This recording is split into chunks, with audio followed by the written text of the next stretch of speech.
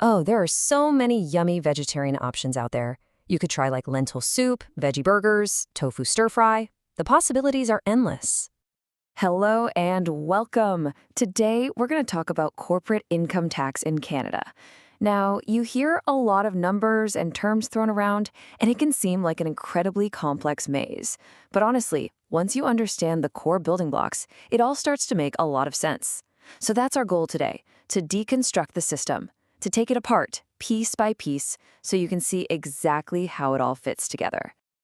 So here's our roadmap for today. We'll start with the big statutory tax rate and see how we get to the rate that most companies actually pay. Then, we will dive deep into the single most important tax break for small businesses in this country. From there, we'll examine how investment income is treated. It's a whole different ballgame. And finally, we will demystify one of the most unique features of the Canadian system, the concept of refundable taxes. Okay, so let's jump right in. To understand any tax system, you have to begin at, well, the beginning, the starting point for every corporation in the country. Would you believe that the official basic federal corporate tax rate is 38%? Yes, you heard that right, 38%. It's a huge number, isn't it? But, and this is the important part, almost no corporation in Canada actually pays this rate. You should think of it as a theoretical starting point, almost like the manufacturer's suggested retail price on a car. It's the number on the sticker, but everyone knows it's not the final price. So how do we get from that eye-popping 38% down to reality? It happens in two main steps, right off the top. First, the federal government grants a 10% abatement. This is essentially the federal government making room for the provinces to levy their own corporate income taxes. After that, there's another 13% reduction called the general rate reduction. Do the simple math, and you land at 15%. That is the real general federal tax rate that applies to most active business income. But for a very large number of Canadian companies, the tax rate gets even lower than 15%. And this brings us to what is arguably the most significant tax incentive in the entire system, at least for private corporations, the small business deduction.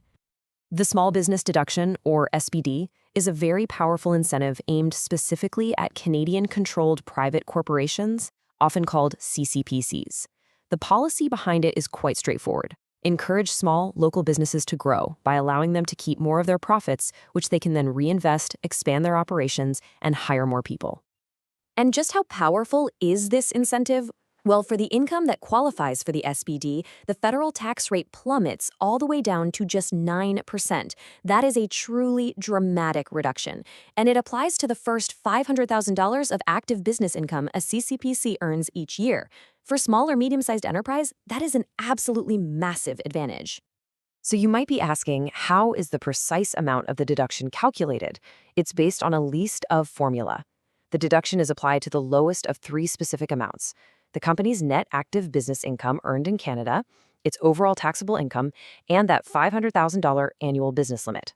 This three-pronged test ensures the tax break is very tightly focused only on the specific income it's meant to benefit.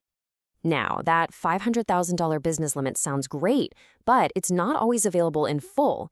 The Income Tax Act contains specific rules, which tax professionals often call grinds, that can reduce or, in some cases, completely eliminate a corporation's access to that limit.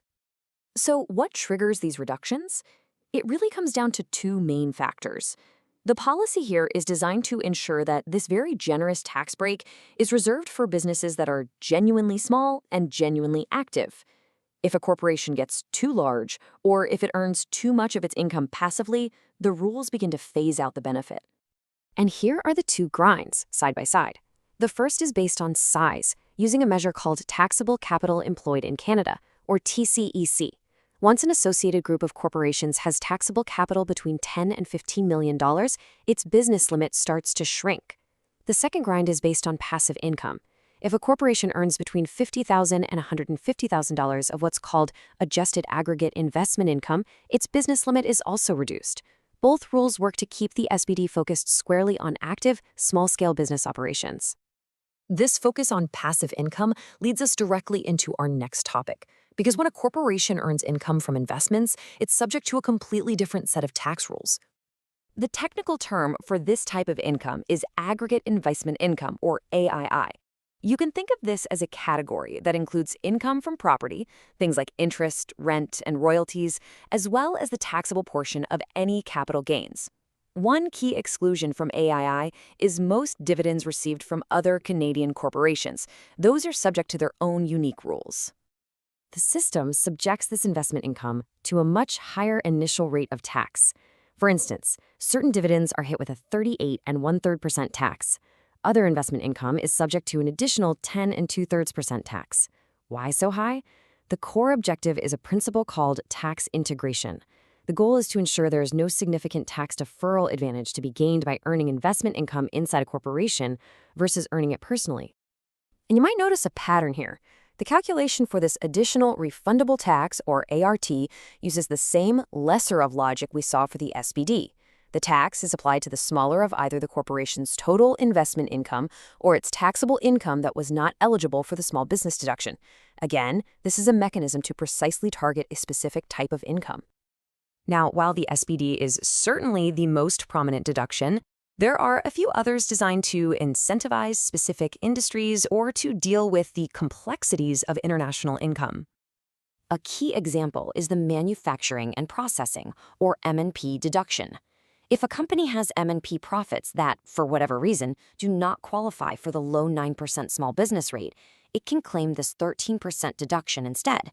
The end result is that the federal tax rate on that specific M&P income is reduced to 13%, creating a clear incentive for these activities to be located in Canada. The system also provides mechanisms to address foreign taxes. To prevent the double taxation of income, Canadian corporations can claim foreign tax credits for income taxes paid to other countries.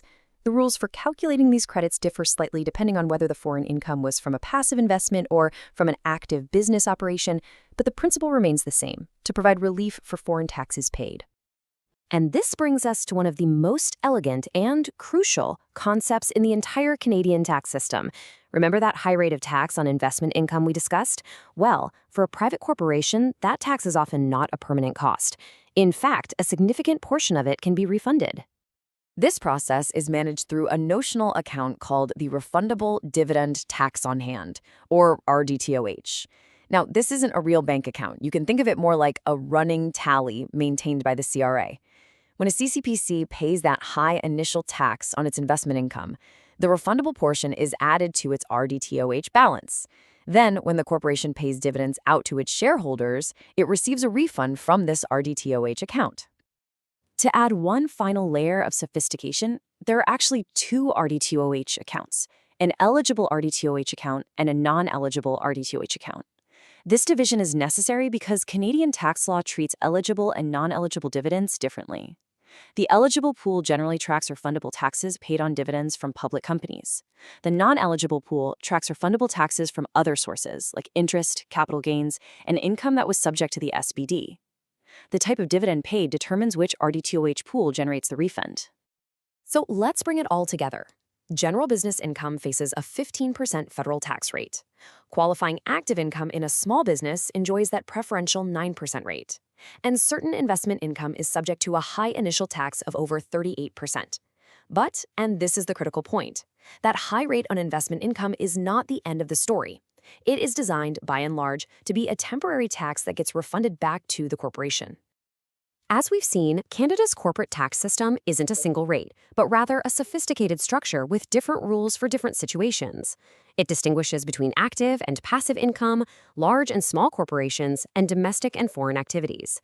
The fundamental question for any business owner or advisor is how their corporation's specific income profile fits within this framework. Understanding that alignment is the absolute key to effective tax planning and sound financial strategy.